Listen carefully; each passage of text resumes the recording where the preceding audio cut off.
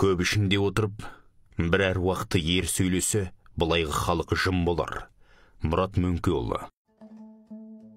Патшалы Ресей 19 ғасырда қазақ жерін отарлауға бел шешіп кіріскені мәлім. Дала төсіндегі бойсұнбаған көшпелі қазақ ауылдарына дүркін-дүркін жазалаушы отрядтар жіберіп отырған. Сол кезден қалған орыс офицерлері айтып деген әңгіменің бірі мынандай. Біз алыстан көрінген 4-5 киіз үйге жақындаған кезде киіз үйден 10 шақты адам көрінді де кенет жер қайысқан қолға айналды. Жердің астынан шықты ма түсінбедік. Осынша көп әскердің мысы басып кері қашуға мәжбүр болдық дейді. Аз қазаққа айбын беріп, дұшпанын дүркірете қууға көмектесіп тұрған бұл не күш?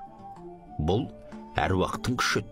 Әруақ қазақтың бірінші сүйеніші, қысылғанда қолдаушысы, тарыққанда демеушісі, жалғыздықта жебеушісі болатын.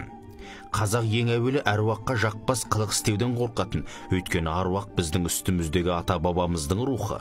Ол ұрпағының келеңсіз қылығына бейжай қарамайды, шамданады, жазалайды. Алла атқан оңалар, әруақ атқан оңалмас. Алла кешіргенді әруақ кешірмейді деген мақал соның дәлелі.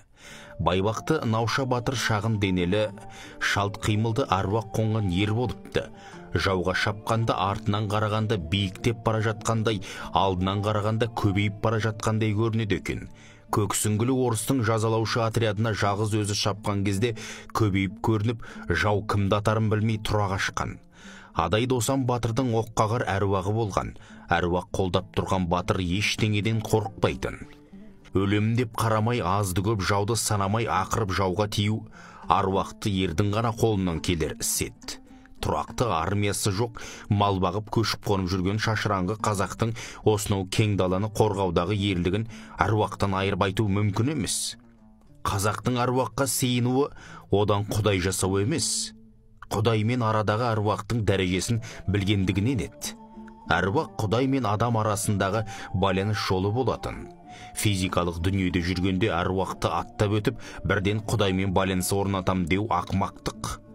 Бұл бейнелеп айтқанда ауылдағы қазақ құдыққа түсіп кетіп шыға алмай тұрған кезде дауысы жетер жердегі көршісін емес, президенттік көмекке шақырған сияқты әрекет болмақ. Адам 7-ші сатыда ментал дүниесінде ғана құдаймен тікелей байланыс орната алады.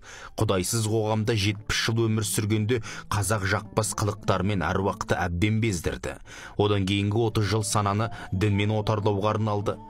Дінбасылар тарапынан әруақты мүлде ұмыттыруға күш салынды. Бұл қазақты рухани қуатынан айырып, басқаруға оңай зомби қылу үшін жасалды.